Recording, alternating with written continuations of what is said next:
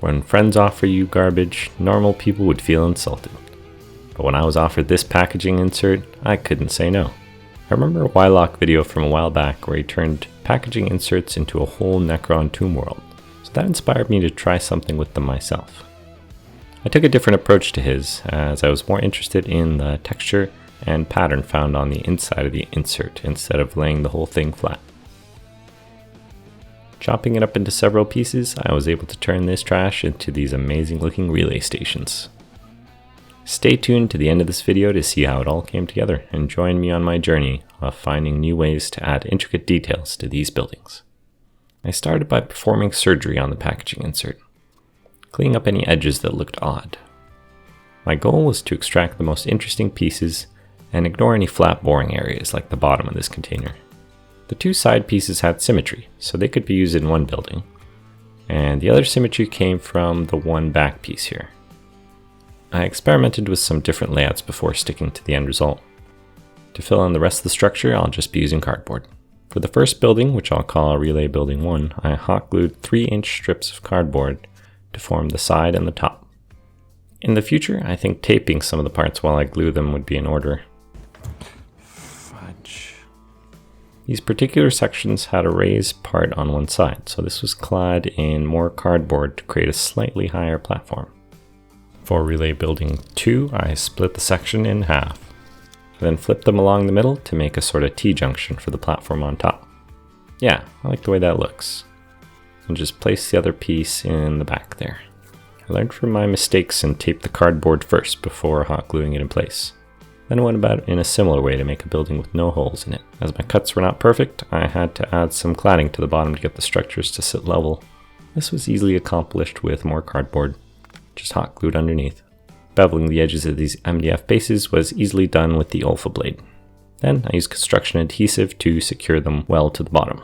For the second relay, I had to do some more cutting to get it to sit within the MDF base. I had to cut some of the sides here as they would have been too wide otherwise. I also used a piece of scrap wood to add some more reinforcement inside. This adds a bit of weight as well. Construction glue took a couple hours to dry, so while we wait, let's take a second to hit the like button and subscribe to the channel if you want to keep seeing this type of content. Alright, looks pretty solid now. In order to get some clean edges to work with, I used chipboard strips to clad every piece that was rough cut on the packaging insert, and it met together with the cardboard frame and the base. These add excellent crisp lines for sci-fi building like this. I also chose to cover large parts of cardboard with chipboard, as I don't want the underlying corrugated pattern to show up in the final paint job. Dry brushing on just cardboard really brings out those lines. For Relay 1, it had this interesting gap in the middle of one of the sides. I spent some time making that a sort of channel that can contain some good details later on. I did a similar approach for Relay 2, but I built my own recess sections from chipboard and just slotted them in. For the tops, I'm leaving them bare for now, as I would come in with some sheet metal to give my modular magnetic walkways and other terrain features something to grip on. I've been making all the tops of my terrain with sheet metal, as it makes it super modular and durable. My miniatures also have magnets on their base, so it helps prevent them from tipping over if placed near an edge. The devil's in the details, so here's the thing I did to spice the relay stations up. I took some shower curtain clips, cut them down to make pipes, and put together this backup generator on the side of Relay 1. The body of the engine was made from blocks of XPS foam, sculpted with an X-Acto knife. I added some more details with cereal boxes, pipes, and other bits of plastic to finish it off. I added several pipes in the form of drinking straws, toy plastic pipe pieces, and other tubing I had lying around, just on various sections of the buildings. Using XPS and EVA foam and Foamcore board, I added paneling that was easy to texture with an X-Acto knife. Took apart an old modem to uncover some awesome tech goodies inside. Removing the plastic from this antenna shows an awesome looking, antenna. It can be used on the side of the building. The awesome thing about this piece is that it moves. It's also not completely rigid, which helps this from being broken off. I've noticed thin pieces like this are really liable to break off when playing on the board. Some of the other components in the modem were used in various places around Relay 1. I even used the little rubber feet as buttons on the side. The top of the platform's got some drywall mesh tape treatment and cladding with cereal box cards.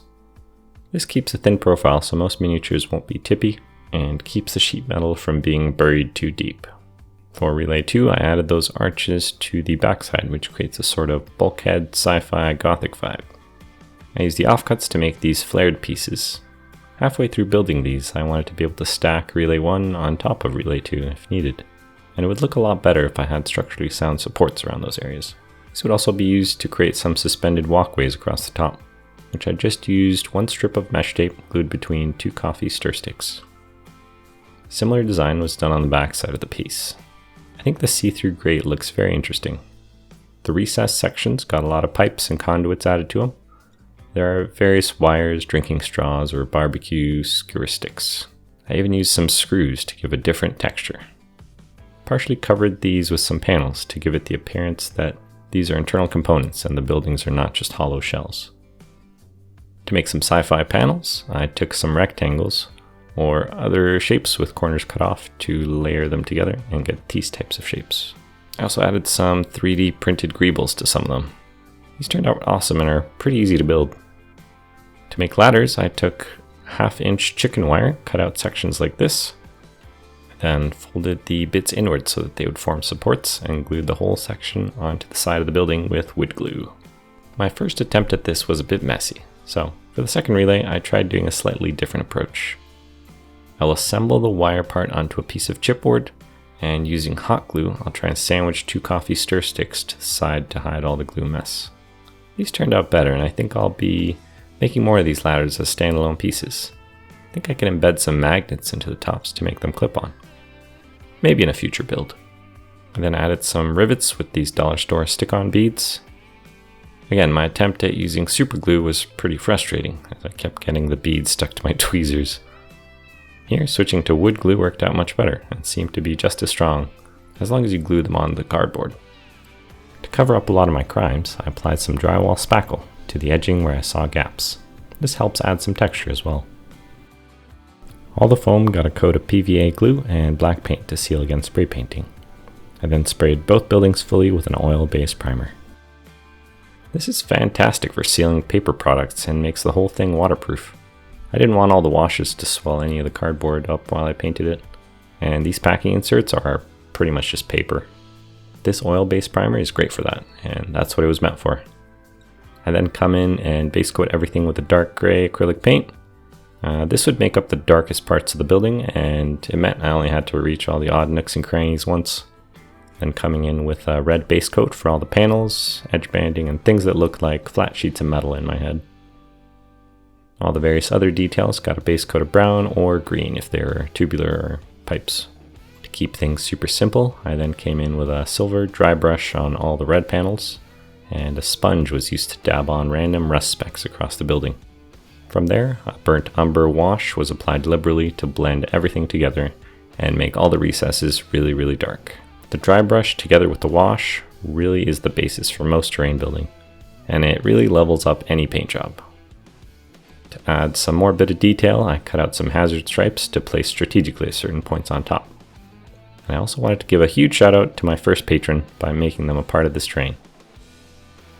If you also want to support me on Patreon, the link is in the description. I share work in progress pictures, random musings, and discussion on tabletop crafting. I'll be coming out with some more cool rewards as I figure things out, but for the first couple of patrons, I'll be doing something special like this. Here's some awesome shots of how this terrain looks when coupled with some other pieces I've crafted on the channel. Check some of the other videos linked at the end if you like this one, and I'll catch you next time.